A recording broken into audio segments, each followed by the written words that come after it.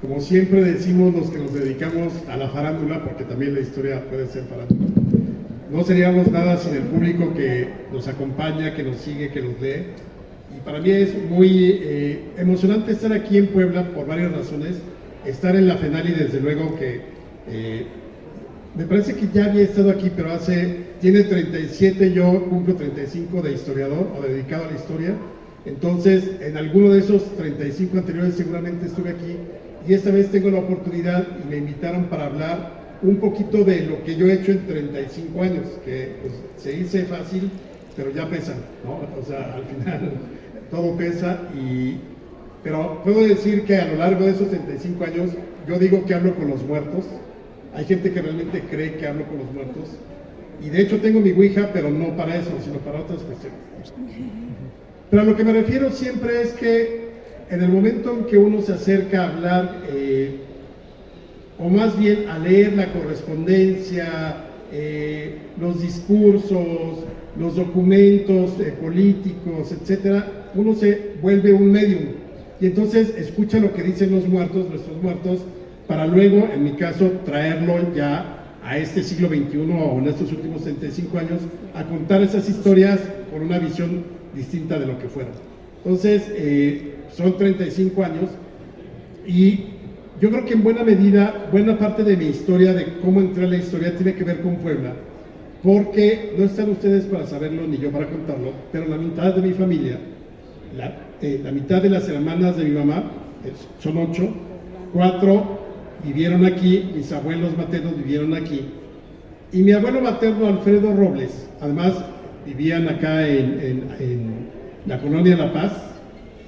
Nosotros siempre que veníamos de México de niños pensábamos que esta iglesia que se levanta era el Capitolio. Pues ahí está el Capitolio, ya vamos a llegar a casa de los abuelos. Pero mi abuelo padeció la Revolución Mexicana siendo un niño, porque mi bisabuelo, Crispín Robles Villegas, se levanta en armas. Primero contra Porfirio, lo detienen muy rápido, se lo llevan a Lecumberri en la Ciudad de México, sale por amnistía, y luego en 1913 mi bisabuelo se levanta en armas en Juchipila. Ni siquiera alcanza el año de haberse levantado en armas, lo matan. Pero mi abuelo Alfredo, pues obviamente tenía 9 años, escribirá varias décadas después un libro que se llama 50 años después, o La Revolución en Casa.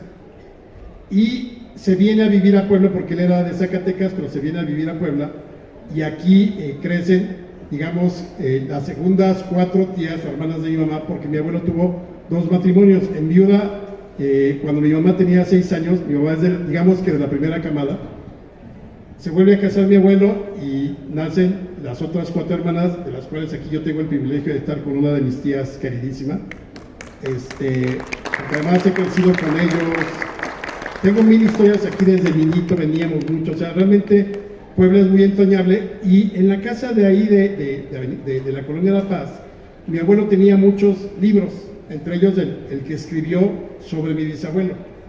Yo lo leo a los 12, 13 años, le escribo una carta diciéndole que me sentía orgulloso del linaje, de la familia y todo eso, de la historia, que es microhistoria, porque es Juchipila, pero que para mí resultaba algo así como, wow, mi abuelo peleó en la Revolución Mexicana. De hecho, tenía un corrido por ahí que decía: el 15 de abril, por cierto, se les logró la intención, se levantó don Crispín con toda la guarnición, vuela paloma, vuela chiquilla, párate en aquella pila, se levantaron en armas los hijos de Juchipila. ¿Aplausos? Entonces, desde luego, a través de mi abuelo, me empezó a regalar libros de historia de México, de la Revolución, y ahí empezó esa historia para mí. Yo nunca pensé que me dedicaría a la historia. Yo, aquí con toda vergüenza y honestidad les digo, yo quería ser presidente de México. Pero además no una utopía de niño, así de quiero ser bombero, astronauta o presidente de México. Ya era en la preparatoria. Entonces, muy inocentemente se me ocurrió inscribirme en la Facultad de Ciencias Políticas para estudiar ciencia política, porque quería ser presidente. Jamás se me había ocurrido, ¿por qué no te metes en las juventudes de algún partido? Y dije, no, pues ciencia política, y de ahí ya la presidencia, ya la hice. Obviamente, pues el destino es muy caprichoso. Yo iba a entrar a la universidad exactamente en diciembre del 88, en la UNAM, a la Facultad de Ciencias Políticas. y como no querían que los jóvenes estuviéramos reunidos en esos días, porque el 1 de diciembre tomaba posesión Salinas de Gortari, y luego del luego de la caída del sistema, pues obviamente había un ambiente muy enardecido entre los jóvenes. Entonces se organizaron una huelga que fue como de 2 meses, que no entré cuando debía entrar, y entonces en ese ocio ñoño, hay que decirlo, porque pues quizá uno se la pasa viendo la tele o sale a jugar, yo dije, ¿qué hago? Y se me ocurrió escribirle una carta a Enrique Krause, porque acababa de ver su serie Biografía del Poder, que tenía su libro y tenía su documental de 1 hora por cada uno de los personajes, Madero, Villa, Zapata, Porfirio, etc.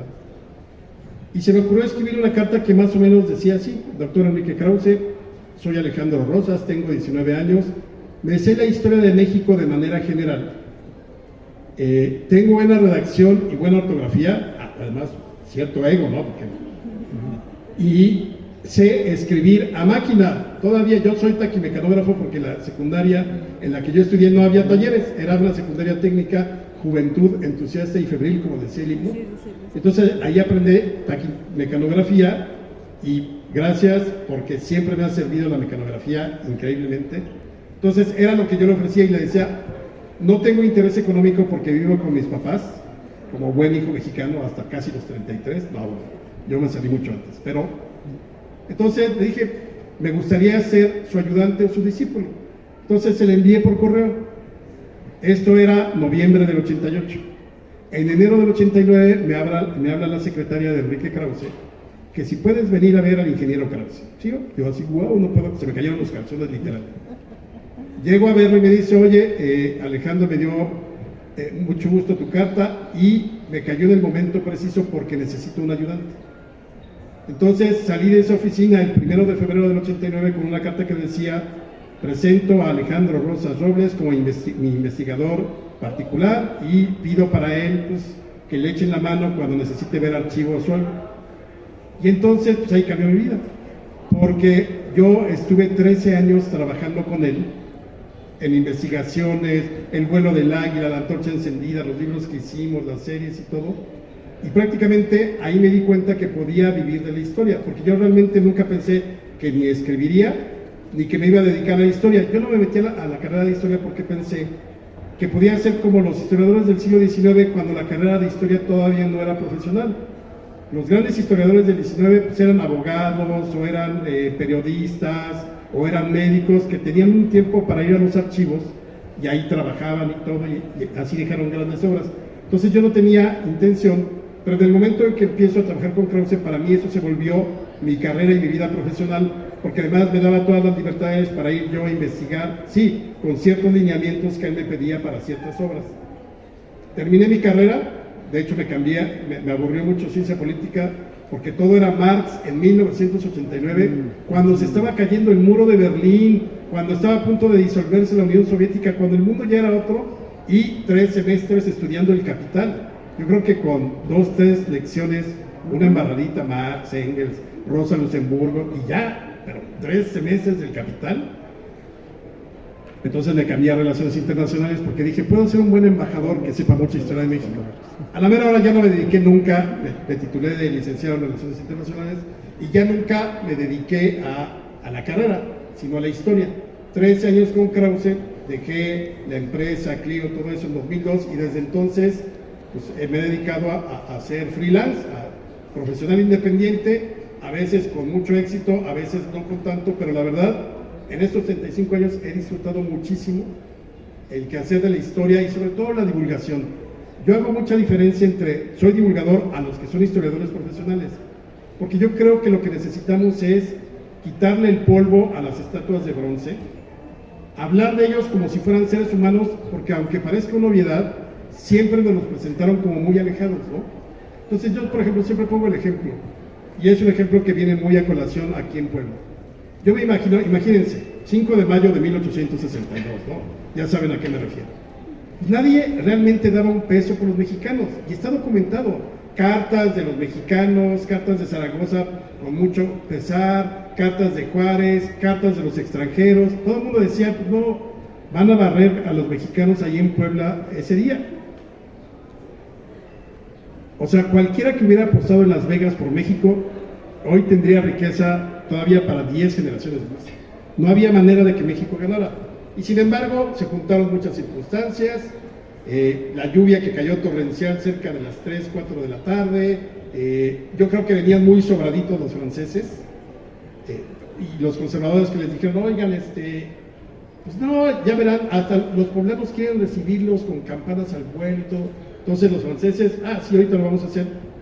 Y esa proclama maravillosa de Zaragoza a las 4 de la mañana, donde él dice que os quieren arrebatar vuestra patria, y yo les prometo un día de gloria de que hoy van a ganar.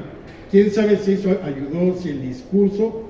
Yo digo que ese día se creó el grito, que es bastante derrotista, aunque aquí ganamos, el de sí se puede, porque nunca se puede. Entonces ese día se acudió.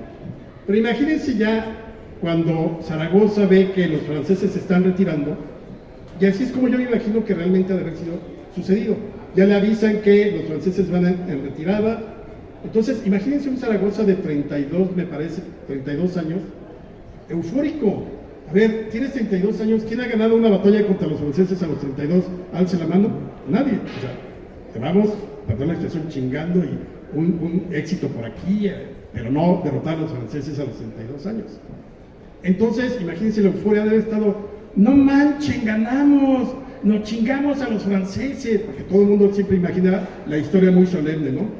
A ver, rápido, telegrafista, dígale al señor presidente, porque la transmisión era en directo, dígale al señor presidente que nos chingamos a los franceses. Y el telegrafista, señor general, no puedo poner eso. Bueno, escríbele, las armas nacionales se han cubierto de gloria. Y así es como se escribió ese famoso telegrama. Pero el punto es que con el correr de los años nos quitaron la posibilidad de pensar en nuestros personajes con este ánimo son de carne y hueso. Parece muy obvio, pero lo son. Y son tan villanos o héroes, a mí no me gustan esos términos, pero más bien yo, más que heroicidad o villanía, yo hablaría de claroscuros como los tiene todo ser humano. Entonces, la divulgación creo que tiene que ver mucho con tratar, siempre sustentando todo, tratar de entenderlos en su contexto y tratar sobre todo de verlos desde la perspectiva de que eran seres humanos con decisiones, ¿no? Entonces, en estos 35 años, yo como divulgador, lo que he tratado de hacer, primero que nada, ¿qué he aprendido? Bueno, además de que me aprendí los 11 tlatoanis, que son Acamapixtli, Huitzilihuitl, Chimalpopoca, Izcuatl, Moctezuma y Huilcamina, Axayacatl, Tizoc, Ahuizotl, Moctezuma, Socoyotzin, Huitláhuac y Cuauhtémoc. Más bien, esto es para demostrar que tengo una extraordinaria memoria. Pero además de eso, cosas que yo me quedo con estos 35 años y que se lo recomiendo mucho porque creo que acercarse a la historia debe de tener ciertas reglas, porque si no podemos enojarnos, claro que nos podemos apasionar por los periodos, pero yo primero que nada, yo les recomendaría una striptease de prejuicios. Híjole, ¿cómo nos cuesta acercarnos a Maximiliano, o a Juárez, o a Porfirio Díaz, o a Madero o a Huerta? Porque siempre estamos muy prejuiciados como si vivieran todavía.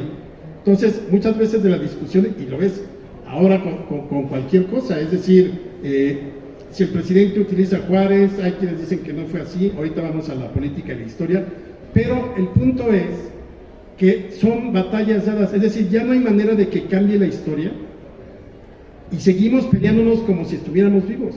Por ejemplo, una tontería, a mí me parece grave, que el gobierno de la Ciudad de México haya dejado de llamarle al árbol de la noche triste, el árbol de la noche triste. ¿Por qué? Porque es que ganaron los mexicas y cómo, entonces estamos negando la batalla de los mexicas. No, pero así fue el momento y era la noche triste de Cortés porque lo barrieron los mexicas. Ahora se llama la Plaza del Árbol Feliz o algo así. No, de la noche victoriosa. Pero entonces como si México hubiera sido uno con los mexicas. Fue una noche triste también para los tlaxcaltecas, que siempre se les ha negado ese papel de gran aliado de los españoles, y en la Ciudad de México parece que ganaron los mexicas, pero yo creo que el mayor número de muertos salió entre los tlaxcaltecas y los mexicas ese día. Y de pronto nos quitan esa plaza por pura demagogia. Y luego una calle que era memorable que se llamaba Puente de Alvarado, porque se supone que ahí Pedro de Alvarado saltó para salvar la vida. ¿Cómo es posible que en 2024 tengamos aún la calle de el que perpetró, el español que perpetró la matanza del Templo Mayor? Perdón, fue hace 500 años. Y sin embargo ya hay una historia de memoria urbana que nos da esa calle. Ah, no, ahora se llama México Tenochtitlán la calle, como si todavía existiera Tenochtitlán. El Zócalo, la estación Zócalo del metro, ahora es estación Zócalo Tenochtitlán. Entonces son tonterías que ni siquiera tendríamos que dedicarnos a estar hablando de eso, porque eso no es historia. Yo creo que necesitamos, para entrarle a la historia, a cualquier tema, a cualquier personaje, a cualquier época, un striptease de prejuicios. O sea, hay que entrarle como si fuéramos un testigo omnipresente. Claro, hay historias que nos conmueven, hay historias que nos llevan a pensar en la heroicidad o en la villanía, en la felonía, en la traición, pero al final el pasado es una obviedad, ya pasó. Y por más que le cambiemos de nombre, que quitemos una placa, que derribemos un muro, la historia no va a cambiar. Lo que tenemos que cambiar es nuestra mentalidad de cómo nos acercamos a la historia. Por eso creo que en principio, striptease de prejuicios siempre es muy bueno, junto con otros striptease, desde luego, pero el de prejuicios con la historia, ese creo que es fundamental para acercarse como más libres a tratar de entender el pasado. El segundo, también fundamental, siempre pensemos en el contexto. Yo siempre he dicho, por ejemplo, si Juárez, Carranza, Zapata, Madero los trajéramos hoy en día y los juzgáramos con los valores de hoy en día, todo reprueba. O sea, eran otras épocas, eran otros tiempos, o sea, no hay manera de comparar. Cuando el presidente nos dice, Benito Juárez fue el mejor presidente de la historia de México, ese es el uso político de la historia. ¿Con qué lo comparan? ¿Van a comparar a Juárez con Zedillo? ¿A Juárez con Salinas? ¿O con López Portillo? No hay manera. Tendrías que comparar a Juárez con otro presidente que haya enfrentado una guerra civil, como fue la Guerra de Reforma, y luego una intervención francesa, y luego un imperio. Entonces ahí podrías decir, oye, ya tenemos un punto de comparación. Entonces, este asunto como de quién fue el mejor, quién fue el peor, son juegos, sí, de pronto pueden ser ocurrencias medio divertidas, pero al final no nos arrojan. Yo creo que si entendemos a los personajes, para mí Juárez es el gran protagonista de la mitad del siglo XIX, y sin él no se entiende el país que somos. Y claro que tuvo errores. Dicen que Dios era juarista porque todo lo que le pudo salir mal le salió bien, por suerte, muchas veces por cálculo, muchas veces por las circunstancias políticas, pero realmente era muy afortunado y le salieron bien las cosas. Pero seguir peleando, ya es que Juárez era un traidor porque el Maclean Ocampo, el tratado que cedía el istmo de Tehuantepec, hay que analizarlo en su contexto. Claro que ese tratado sí pudo tener graves consecuencias, pero al final no las tuvo. Entonces pensar es que hubiéramos perdido, el hubiera tampoco existe. Entonces el contexto siempre es importante. Igual, es que hoy Juárez estaría con los indígenas. No. ¿Qué era Juárez? Un liberal puro de mitad del siglo XIX, cuyo principio no era arriba en las comunidades indígenas. Su principal defensa era igualdad ante la ley, por eso era liberal. Él nunca pidió un trato especial para las comunidades indígenas, porque él, como el buen liberal, no se sentía diferente por su raza, se sentía igual a todos los demás, porque la ley tenía que amparar a todos por igual. Por eso los pueblos indígenas apoyaron mucho más a Maximiliano, porque Maximiliano traía esta política muy paternalista de la corona que habíamos tenido en el virreinato y la corona europea, de tratar a los indígenas como menores de edad, respetar usos y costumbres. Juárez lo que quería era integrar a los indígenas. No hay una sola defensa de, oigan, yo soy zapoteco, por favor, trátenme bien, denme un trato especial, jamás. Y creo que eso es lo importante en Juárez. Y sin embargo, ¿qué nos decía la historia oficial? Hay que admirar a Juárez porque fue, y así se decía, el indio que llegó a ser presidente. Sí, muy bien, pero fue por los méritos, no por la raza, porque también tuvimos otro indígena presidente, nada más que de Jalisco, Victoriano Huerta. Entonces, ¿dónde queda que la raza tiene que ver? No, y Victoriano Huerta fue otro hombre brillante, realmente brillante, sobresaliente en el colegio militar, etcétera, y nuevamente nos topamos con el discurso. Entonces el asunto de Juárez no era la raza, sino el mérito y los principios liberales que defendía. Entonces el contexto siempre, no hay que sacar de contexto a los personajes, porque entonces viene toda una revoltura ideológica. Hay quienes dicen que hoy Juárez sería mucho más, sería proindigenista, ¿no? Yo creo que estaría más, perdón que lo diga así, y por eso no me gusta sacarlos de contexto, estaría más cercano al libre comercio. Yo creo que le hubiera encantado el neoliberalismo, el maldito neoliberalismo que tanto daño nos hizo durante tanto tiempo. Pero eso es jugar ya con tonterías y ocurrencias. Dejemos a los personajes en sus épocas y comprendámoslo. Igual, si a Hidalgo lo traemos para acá, la Comisión Nacional de Derechos Humanos tendría 10,000 observaciones sobre Hidalgo. Hidalgo fue, como dice José José, rodó de acá para allá, fue de todo y sin medida. Fue un gran líder el que inicia la independencia, pero también de pronto se le pasó la mano, como aquella matanza de españoles que permitió en Guadalajara y que tenía una especie de guardaespaldas que era torero y pasó a cuchillo a 20 o 30 españoles en las barrancas de Oblatos. Ya luego en su juicio Hidalgo se arrepiente y dice, bueno, pues es que me dejé llevar por el frenesí, estoy arrepentido. Son los excesos de tiempos de caos. Pero, insisto, si quisiéramos traer hoy a Hidalgo, pues obviamente tendría que ser un villano. No, hay que entenderlo en el contexto de la violencia desatada con la guerra de la independencia. Otra más, de mis 35 años, otra enseñanza que al menos fue lo que yo fui aprendiendo. No existe la verdad histórica.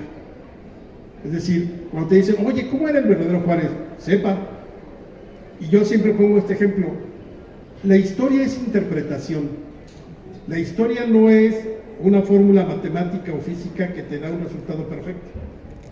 Es cualquier ejercicio histórico de investigación que termina en una tesis, en un libro, además salvo la novela, porque ahí sí cualquiera se puede dar manga ancha con las novelas, se permite todo. Pero si uno realmente se acerca a la historia es interpretación de quien la está contando. Entonces, una cosa es el hecho objetivo, por ejemplo. Hidalgo se levantó la madrugada del 16 de septiembre, eso es un hecho histórico objetivo, plenamente comprobado. Las razones por las que se levantó, pues es que quería vengarse porque su hermano se suicidó cuando la corona le quitó unas propiedades. Esa es interpretación. Otro, es que realmente él desde niño, cuando corría en el seminario con sus amiguitos, gritaba, muere el mal gobierno, ya practicando desde niño porque era un predestinado. Esa es interpretación. No hay ningún documento que diga, el niño Hidalgo fue suspendido unos días porque estaba alentando a sus compañeros a rebelarse. 10 de abril de 1919 matan a Zapata, ¿no? Año de 1919, fecha exacta, un domingo 10 de abril, le dieron muerte a Zapata, dice el corrido. Campanas de Villayala, ¿por qué tocan tan dolientes? Es que ya murió Zapata y era Zapata un valiente. Bueno, ese es un corrido, pero tiene un error. No era domingo 10 de abril, era jueves. Pero bueno, ese ya es el preciosismo y obsesión mía. Pero a lo que voy es, los hechos objetivos, sabemos que Zapata lo mataron el 10 de abril, que Cristóbal Colón tocó tierra en América el 12 de octubre. Ese tipo de cosas son las únicas verdades porque son hechos muy concretos. Todo lo demás es interpretación. Ahora les pongo un caso que siempre, un mejor ejemplo, que siempre utilizaba yo en mis clases en la universidad. Nadie de nosotros podría reconstruir su vida momento a momento desde que tenemos uso de conciencia. Yo tuve uso de conciencia como hasta los 18, entonces tendría un poquito menos para recordar, y no, nadie puede reconstruir su vida, o sea, salvo, por ejemplo, todos sabemos, yo creo que todos los que ya éramos o adolescentes o incluso niños hace 30 años que mataron a Colosio, sabemos dónde estábamos en el momento en que supimos la noticia, ¿o no? ¿Alguien aquí, todo el mundo se acuerda de qué estaba haciendo hace 30 años? Quizá muy poca gente no. Entonces, en un día como hoy es muy difícil porque sacudió al país. Pero digamos, el 22 de marzo, salvo que alguien cumpla años, sabes, pues es que fue mi cumpleaños tal, e hice. Pero fuera de ahí, uno, la vida del ser humano está definida por momentos. Pueden ser 10, pueden ser 20, pueden ser 50, pero no puedes tú llevar un registro tú, individualmente, de toda tu vida desde los 4 o 5 años. Imagínense entonces cuando yo, que no puedo hacer eso con mi vida, claro, me va a definir el día que me recibí, cuando me casé, mi primer hijo, cuando se murió mi primer perro, mis abuelos fallecieron, el libro que escribí. O sea, claro, al final son momentos, 30, 40, pueden ser más, pero no son los que definirían toda una vida.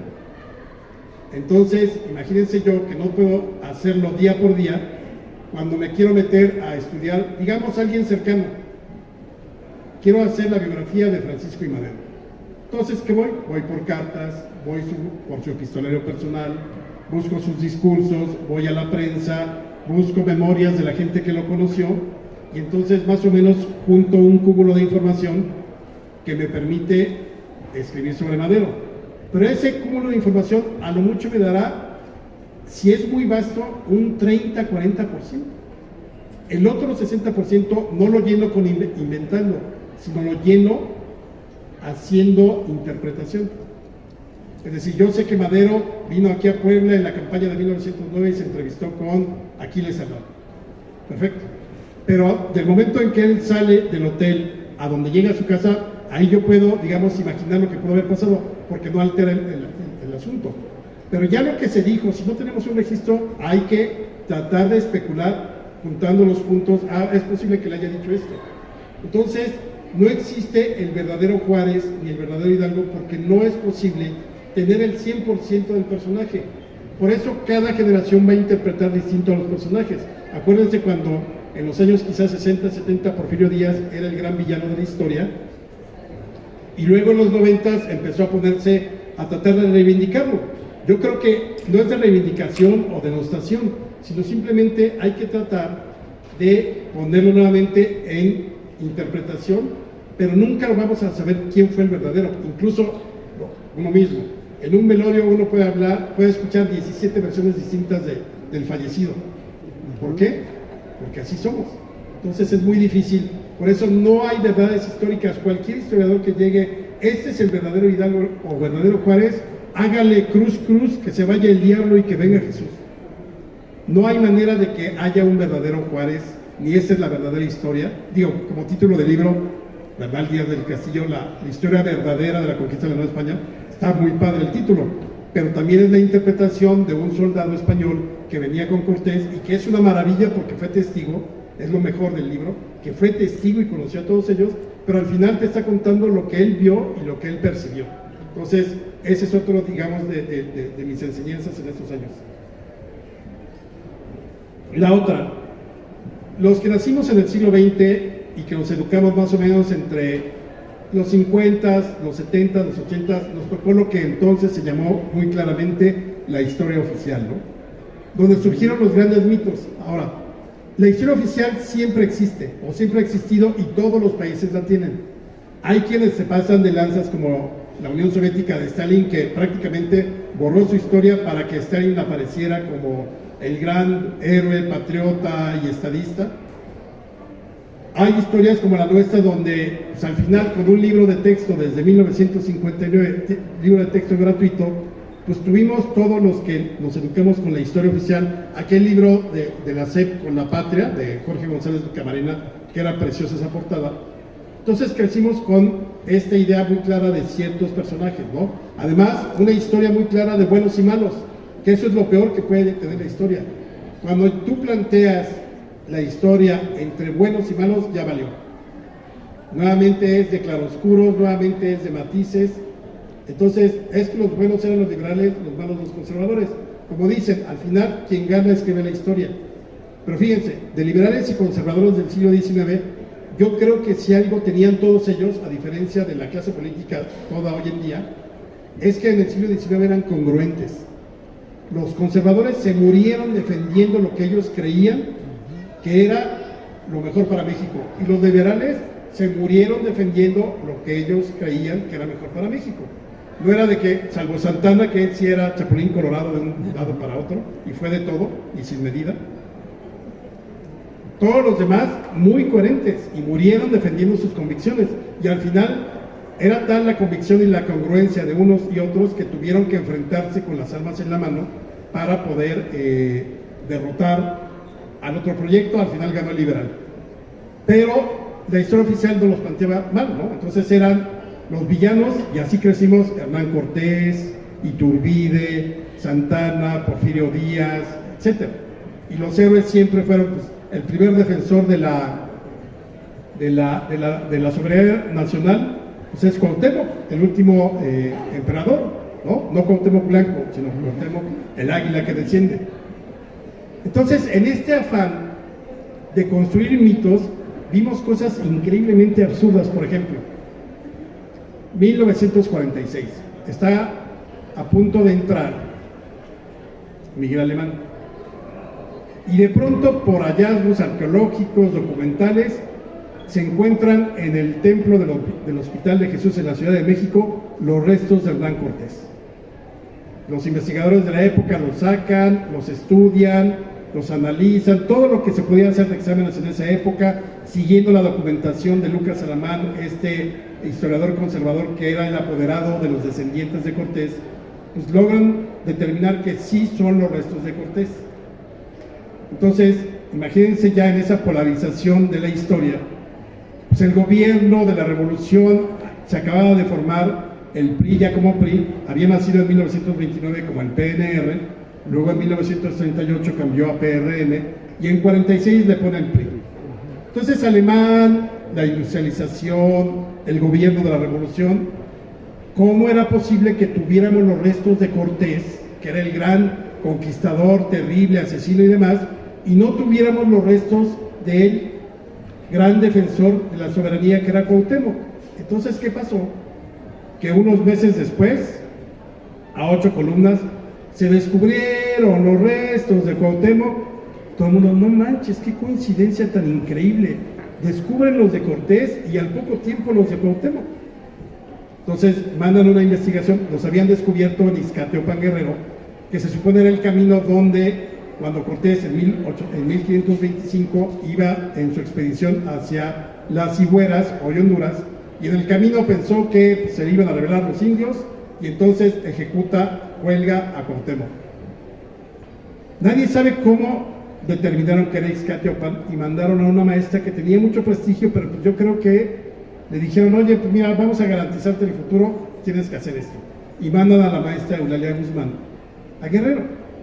Según cuentan los investigadores profesionales, dice, la maestra, que era arqueóloga, no hizo ningún protocolo de llevar un diario, de todo lo que se tiene que hacer cuando encuentras un hallazgo, ya sea arqueológico, ya sea paleontológico. No, llegó y yo conocí a una persona que de voz en voz, oral, tradición oral, decía que los restos estaban debajo del altar del templo de la Asunción en Ixcateopan. Y así prácticamente llega, mueve el altar, cavan y hay huesos. Ya hay huesos de mujeres, ya hay huesos de niños, ya hay huesos de animales. Y entonces, pues Eulalia Guzmán dice, aquí están los de Cuauhtémoc. Llegaron investigadores también profesionales y dijeron, no hay manera de demostrar que aquí está Cuauhtémoc, porque además no había uno de hombre adulto. ¿Qué hizo el sistema con la historia oficial? Pues Alemán dijo por decreto que los huesos o los restos encontrados en Ixcateopan correspondían a Cuauhtémoc, y háganle como quieran. La prensa todavía independiente de esos tiempos al otro día publicó, bueno, sí son los restos de Cuauhtémoc, pero de cuando era niño.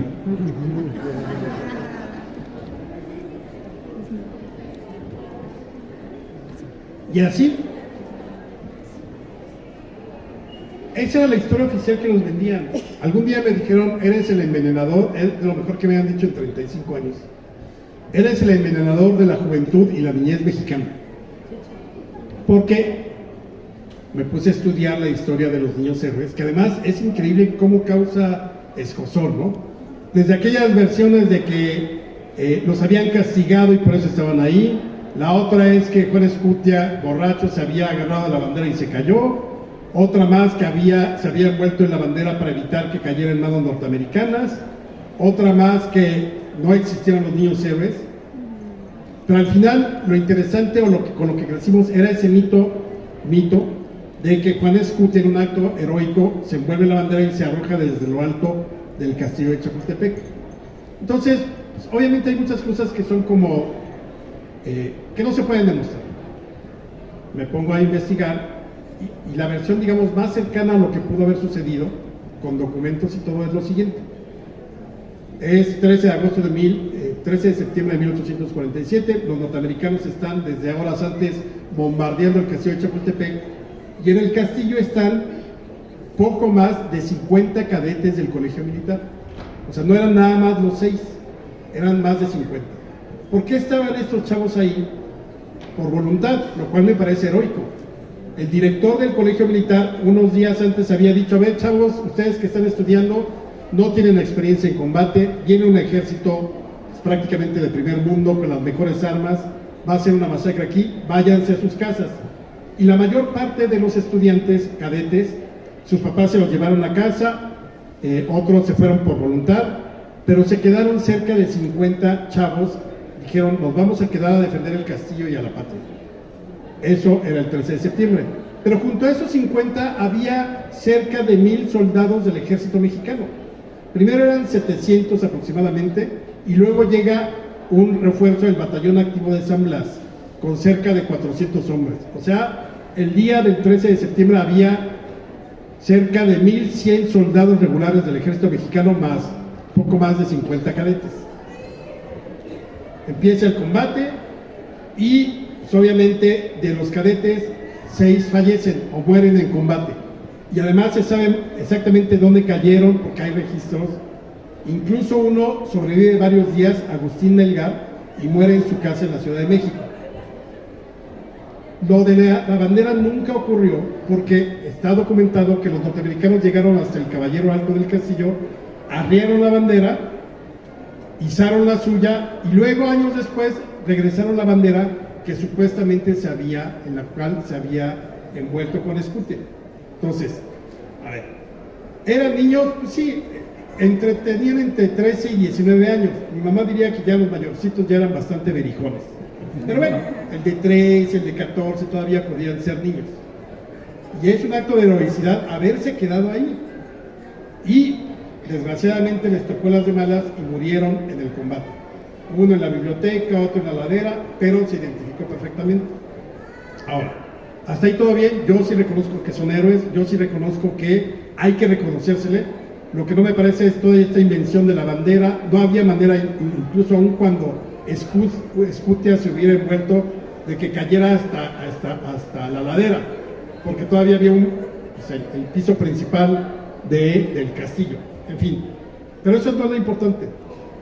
Lo importante es cómo se tergiversó la historia. Ese día fallecieron cerca de 700 u 800 mexicanos, incluyendo los 6 niños héroes, más cerca de 400 norteamericanos. O sea, más o menos ese día en todo el cerro de Chapultepec había 1300, 1400 muertos.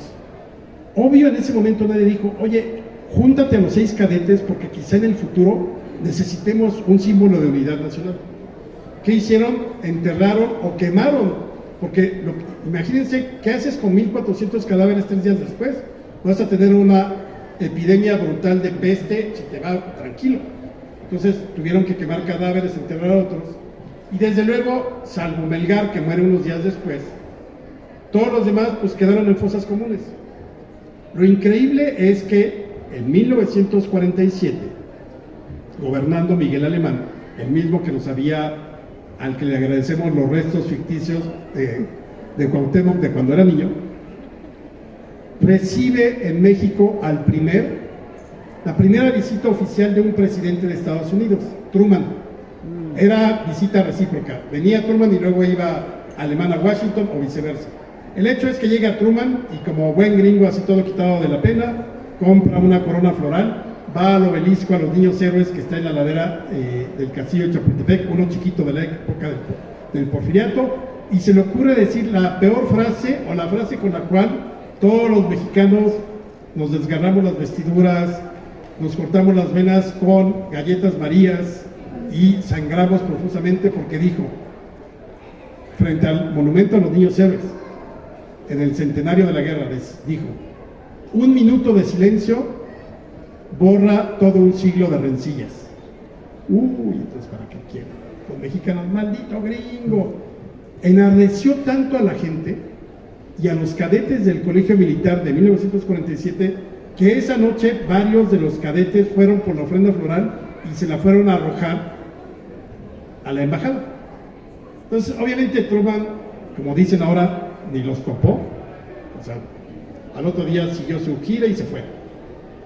Pero en México quedaron muy enardecidos que cómo era posible que eso dijera el gobierno gringo, cuando además nos habían quitado 2.400.000 kilómetros cuadrados, y todo lo que se sabe que sí fue una guerra y un despojo, pero esa es otra historia.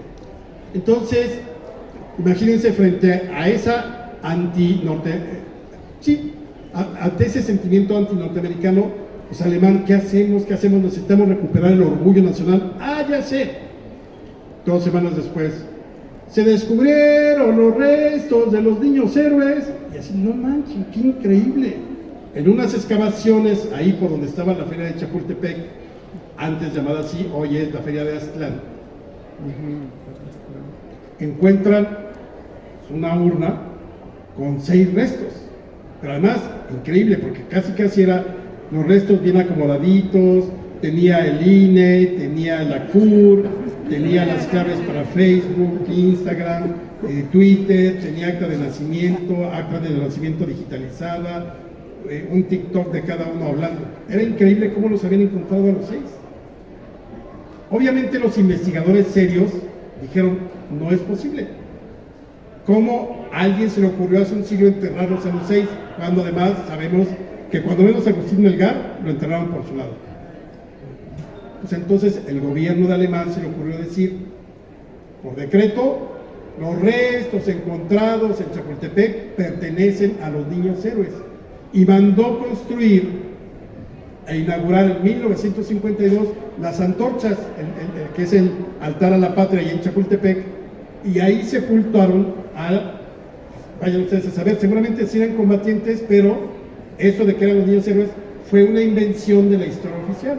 Entonces lo que tenemos ahí es un fraude óseo. ¿Quién sabe quién sean? Demos por bueno que es un reconocimiento a los defensores de Chapultepec.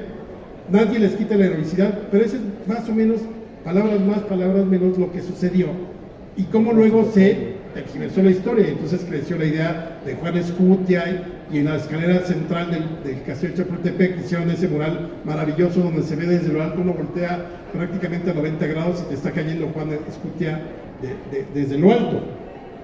Entonces, esa historia oficial fue con la que crecimos. Se desmitificó a finales del siglo XX. Yo creo que Krause entre ellos empezó a hacerlo, Jan Meyer. A mí me gustó mucho esa idea de, a ver, no tenemos que quitar unos héroes para poner otros, o hacer a los viejos héroes villanos ahora. Simplemente creo que la desmitificación tenía que ver con devolverles su naturaleza humana a los personajes. Porque acuérdense, yo no sé si ustedes oyeron esa, que todavía existe, esa cosa horripilante cuando no había ni Netflix, ni Spotify, ni nada de eso, la hora nacional. Las recreaciones de la hora nacional, ¿no? Entonces tú oías, prácticamente todo nuestros personajes eran tan heroicos que todo lo hablaban en un tono como de hablando hacia la historia. Entonces tú oías una recreación donde estaba Juárez con Margarita, y entonces Juárez decía, Margarita, pásame la sal, letras de oro, ¿no?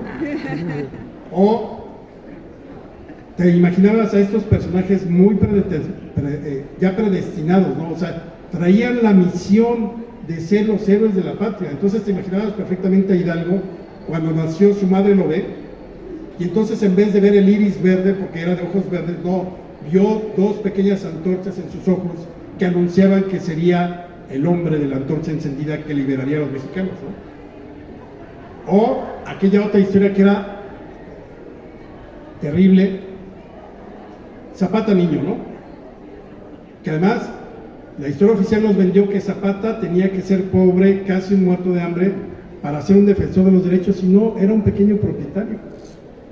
Un pequeño propietario que él tenía quizá 1 hectárea de tierra, era arriero, tenía comercio de mulas y demás, era muy buen caballerango, entonces trabajó, hizo su dinerito, tenía sus caballos, y se cuenta que, por ejemplo, en una ocasión cuando tiene una gran cosecha de sandías, no gastó el dinero para comprarse algo de carne o unos zapatos en vez de los guaraches. ¿En qué usó ese dinero? Se compró una botonadura de plata para su traje charro porque le encantaba hacer un charro. Pero la historia oficial decía no, era un muerto de hambre, que casi comía frijolitos y chile. Cuando a mí me parece más grande que alguien que quizá no se tenía que preocupar porque ahí la podía ir pasando, sí asume, y esa es la grandeza, si vale la expresión, de Zapata, de haber dicho, sí voy a representar a los pueblos porque los han despojado. Pero esa es otra historia, pero es parte de cómo nos contaron lo de cómo fueron, digamos, quitándole la condición humana a los personajes. Bueno, esta historia de Zapata era muy típica de esa época. Zapata niño, ¿no? Entonces Zapata corriendo entre los maizales ahí en Anenecuilco, con una varita persiguiendo una lagartija, ¿no? Corre de un lado para otro, y de pronto el niño Zapata oye que alguien está llorando, ¿no? Pero se asombra, se asusta porque que una mujer llore es normal, pero el llanto era de un hombre. Y entonces abre entre los maizales y junto a un árbol está su padre postrado con la cabeza abajo llorando. Entonces se asusta porque ¿cómo era posible que don Gabriel Zapata llorara? Los hombres no lloran. Y entonces Zapata suelta la varita, Emiliano, y entonces trata de acercarse a su papá y le dice, papá, ¿qué tiene? Tendría Zapata unos 10, Emiliano 10, 9 años. Y entonces el papá levanta la cara, ve al horizonte, se enjuga las lágrimas y le dice, Emiliano, es que los hacendados nos han quitado las tierras. Y entonces el niño, en vez de quedarse callado, voltea al horizonte y dice, papá, no te preocupes, cuando yo crezca haré que nos las devuelvan. Entonces ahí sonaba la música de la hora oficial. A ver, a los 9 años, o sea, y esa es la historia de nuestros predestinados, que yo creo que, nuevamente, los mitos muchas veces sirven para unificar, para crear identidad, pero estos personajes se sostienen solo si tú te acercas a leer a estos personajes, te das cuenta que hay muchas cualidades que se pueden explotar en términos de la identidad sin tener que llegar a estos excesos, y eso era la historia oficial. Acuérdense ahorita que acabamos de pasar los días de Juárez. Es real porque uno de los presidentes que más admiraba a Juárez era Echeverría. Es real cuando el loco Valdés dijo Bomberito y Manguerita, Bomberito Juárez y Manguerita Maza. Lo llevaron a la congeladora unos días y ya luego regresó. Y peor aún cuando luego contó de por qué Benito Juárez se casó con Margarita. La respuesta era porque lo agarraron con las manos en la masa. Eso era impensable en esa época. Entonces se construyó todo ese muro de historia oficial, le quitamos los nombres, en vez de Francisco y Madero era el apóstol de la democracia, en vez de ser Venustiano Carranza el varón de Cuatro Ciénegas, en vez de ser Emiliano Zapata el caudillo del sur, el centauro del norte, el manco de Celaya. Y de pronto la historia desapareció, la historia como deberíamos conocerla, como les digo, sin prejuicios, solo como interpretaciones, sin verdades completas. Y yo creo que es a donde tenemos que regresar. Historia oficial siempre va a haber, y la tienen todas las naciones.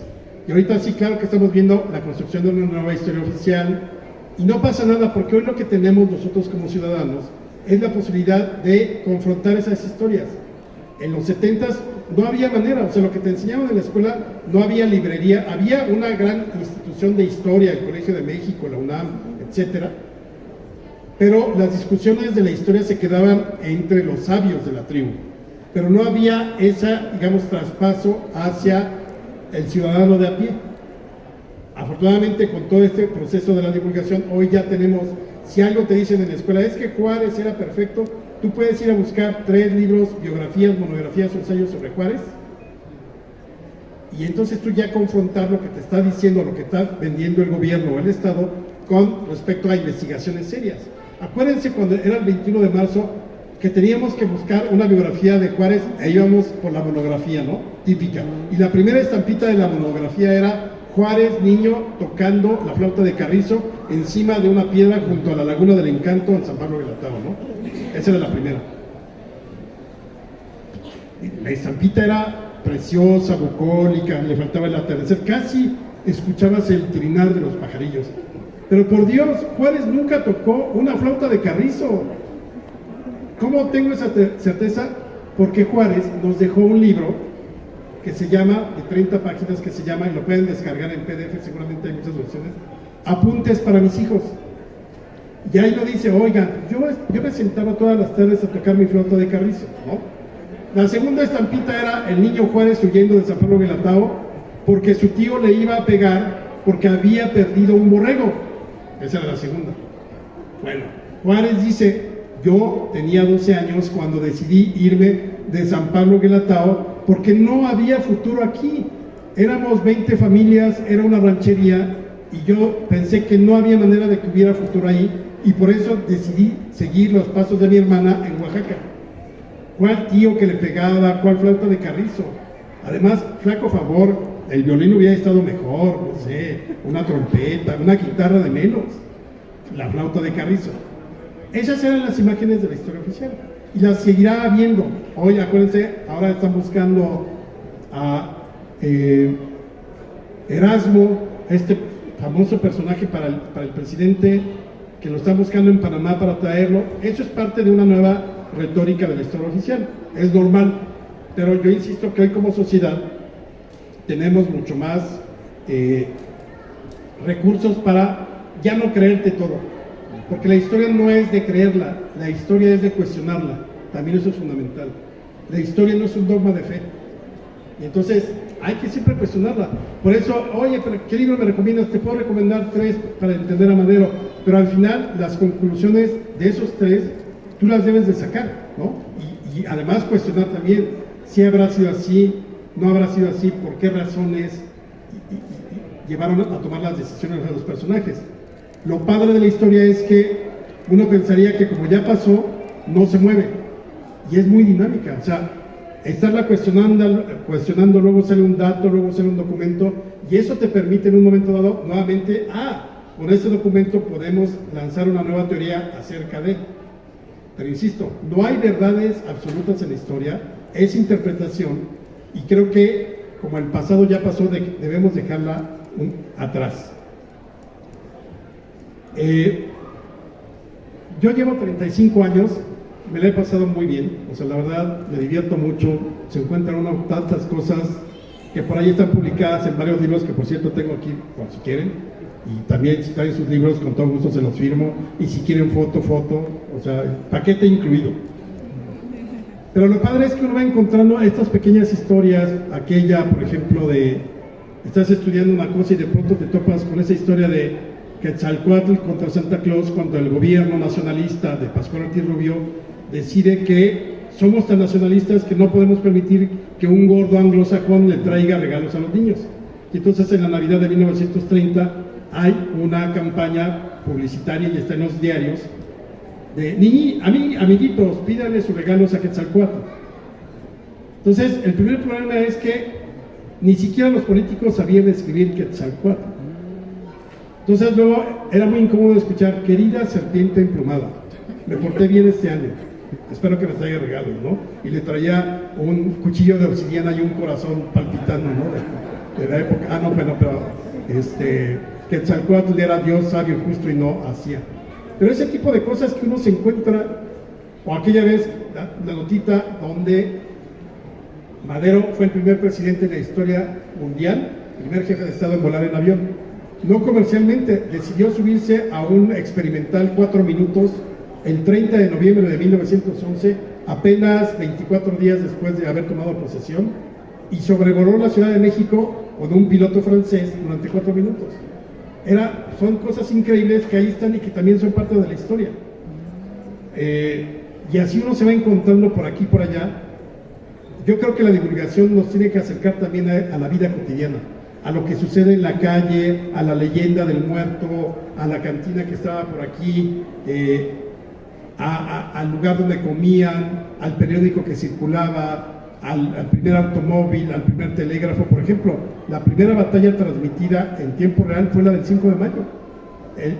Con el telégrafo ya en funcionamiento, telegrafiaban desde el fuerte, me parece que de Loreto, y recibían, con diferencia de minutos, los telegramas en Palacio Nacional. Por eso están todos los telegramas que van señalando, y además Zaragoza va describiendo cómo va la batalla, hasta que llega al de que les comentaba, que al final tuvo que corregir y poner las armas nacionales se han cubierto de gloria.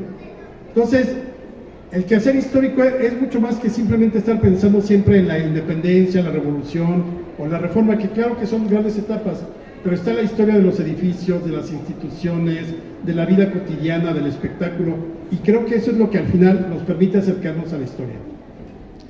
Yo espero todavía cuando menos otros 35 años estar hablando con los muertos para seguir escribiendo, y por eso he hecho como mi eslogan de porque jamás la historia se atrevió a tanto.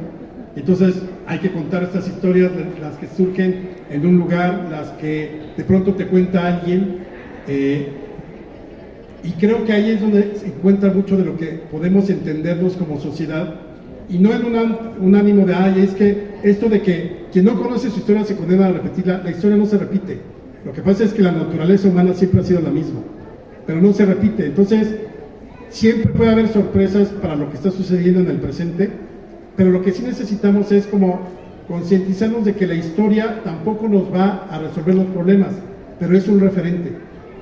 La historia es un referente solamente, no para ser mejores, porque son otras circunstancias, pero sí para pensar en dónde estamos y hacia dónde vamos.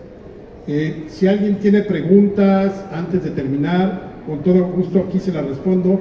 Les agradezco muchísimo que estén aquí conmigo. Estoy celebrando este año mis 35 años de hablar con los muertos.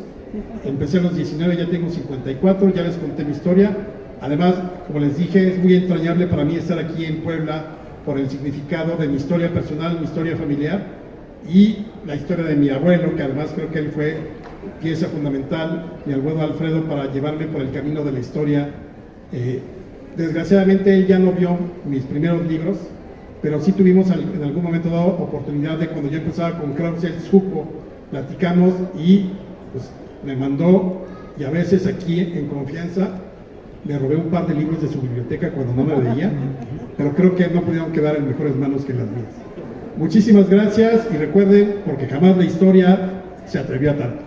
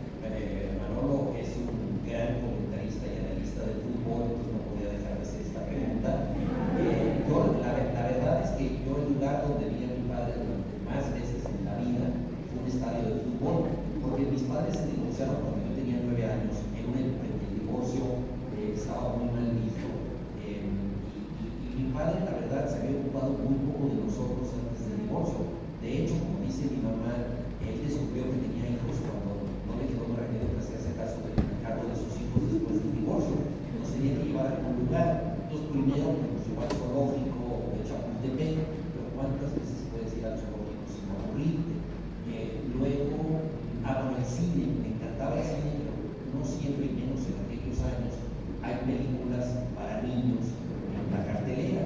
Y un día me llegó al fútbol que a mí me fascinó. Y entonces me dijo, no, ya sé qué hacer, llevar a todos los domingos a ver partidos.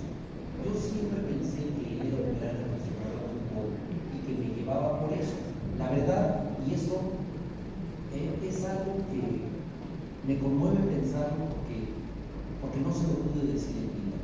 Yo no le pude decir en vida algo que solo descubrí cuando escribí este libro. Porque de pronto, al escribir el libro, me di cuenta de algo evidente. La escritura es un proceso de autoconocimiento. Y eso era evidente, pero yo no lo había reflexionado. Es lo siguiente. Cuando yo tuve edad para ir por mi cuenta a los estadios, mi padre de joven me dijo, ven con tus amigos. No le dio mucha importancia a eso. Pero al escribir el libro, porque cuando estás ya escribiendo dices, ¿por qué pasan las cosas? Y dije, ¿por qué hizo esto? Me di cuenta de lo siguiente, me di cuenta que él no había ido al estadio por ser fanático, porque si no hubiera seguido yendo al estadio, sino había ido al estadio por ser padre. Había ido ahí para, en alguna medida, acompañarme a mí de toda esta pasión que yo tenía, pues realmente estimularla. Y entonces me conmovió mucho el hecho de que hubiera estado en una cosa que no le gustaba tanto, pero que a mí me encantaba. Y claro, él en el fútbol no dejaba de ser filósofo. Y eso en tiempos en que la afición era mucho más educada que ahora. Ahora ya es un desastre, ¿no? Pero en aquella época, bueno, salía el equipo rival y pues la hinchada abucheaba, llegaron los rivales. Y entonces mi padre se levantaba en la tribuna y decía, pero ¿cómo pueden abuchear a los rivales? Son nuestros invitados. ¿Qué sería de nosotros sin los oponentes? El fútbol es la dialéctica de los contrarios. Si no tenemos a alguien con quien combatir, ¿de qué serviría estar aquí solos? Demos gracias de tener rivales. O sea, ya todos habían como un perturbado mental. Y cuando se aplaudan, ya todos aplaudieron para que se callaran. Sin entender nada. Pero entonces, bueno, era la experiencia que pues, yo de niño, yo a los 6 años, veía todas esas aventuras en el estadio. Y fue algo para mí muy formativo. No lo había pensado como tal, pero finalmente pues, me di cuenta. Y mi padre, debo decirlo, en 1974, fecha muy temprana, escribe uno de los primeros ensayos en donde él habla del fútbol y la utopía antes de que Eduardo Galeano escribiera Fútbol a Sol y Sombra. El libro de Eduardo Galeano fue definitivo para que la izquierda se diera cuenta de que el fútbol no era solo el opio de los pueblos, sino que era la posibilidad de justicia durante 90 minutos en donde un equipo pobre le podía ganar a un equipo rico. Eso que dijo muy bien Eduardo Galeano, mi padre en el 74 durante el Mundial lo dijo de manera muy clara, el Mundial de Alemania, ¿no? En un artículo que publicó en el Excelsior, el fútbol y la utopía. Entonces él estaba pensando en significados profundos del fútbol, porque ahí, por ejemplo, en ese artículo dice, qué maravilla que un delantero haitiano pueda acabar con el récord que tiene un portero italiano de imbatibilidad, ¿no? Qué maravilla que alguien de un país tan pobre, uno de los más pobres del mundo, puede acabar con el récord de uno de los países más ricos de la tierra. El fútbol te permite esta nivelación a través del talento físico, ¿no? Entonces, defendía la posibilidad de entender el fútbol como una metáfora transgresora y positiva. Y ese artículo yo solo lo aquilaté muchos años después, ¿no? Pero todo eso ocurría mientras nosotros íbamos a los partidos. Entonces él sí estaba pensando en sus ideas mientras pasaban las cosas en el fútbol, y yo por supuesto estaba interesado exclusivamente en lo que pasaba en la cancha. Noticias de opinión escritas por inteligencia artificial. La inteligencia artificial está tomando un territorio muy importante y haciendo el trabajo de los periodistas. Y esto también es un momento muy, muy difícil. Entonces yo creo que el periodismo es absolutamente necesario. O sea, al decir que pasa por momentos difíciles, no quiero decir con esto que no sea importante. Es muy importante que en un momento en que los políticos en general se han desentendido de la verdad. Hannah Arendt, en los orígenes del totalitarismo, dice que el primer paso para llegar a la esclavitud es no distinguir entre la verdad y la mentira. Y el periodismo es la garantía de la verdad. Pero, por ejemplo, Donald Trump pudo gobernar el país más poderoso de la tierra, diciendo 2.140 mentiras registradas por el Washington Post en su primer año de gobierno. Entonces, si el presidente más poderoso de la tierra puede mentir así impunemente, pues ¿qué van a hacer los otros presidentes? Pues seguir mintiendo y no pasa nada. De hecho, cuando Donald Trump ganó la presidencia en el 2016, la palabra que escogió el diccionario Oxford para tipificar ese año fue la palabra posverdad, que es el uso ideológico de la mentira. Entonces, esto no quiere decir que la verdad no importe, al revés, quiere decir que importa tanto que se dicen muchas mentiras para ocultarla. Entonces, tenemos nosotros que contrarrestar esto, teniendo un periodismo diferente, un periodismo de brigadistas, y lo más difícil es tratar de convencer a la gente de que conseguir buenas noticias con arbitraje autorizadas forma parte de lo que esta gente necesita, que no es lo mismo tomar cualquier blog, cualquier sitio gratuito, a estar suscrito a un periódico, que son suscripciones muy baratas, pero que pues deben ser pagadas, porque si no los periodistas no podemos sobrevivir, ¿no? Entonces ese es un desafío cultural y social, y yo creo que los periodistas tenemos que hacer cada vez más para convertir a los lectores en cómplices de nuestro oficio y para que nos defiendan, porque es un oficio, creo, irrenunciable, porque ciertamente las máquinas pueden sustituir muchas partes del periodismo, pero no pueden sustituir la búsqueda de una verdad incómoda, porque ante la búsqueda de una verdad incómoda el robot se va a frenar y va a decir: el dueño del periódico no quiere que siga adelante, ya no tengo nada, ¿no? En cambio, el periodista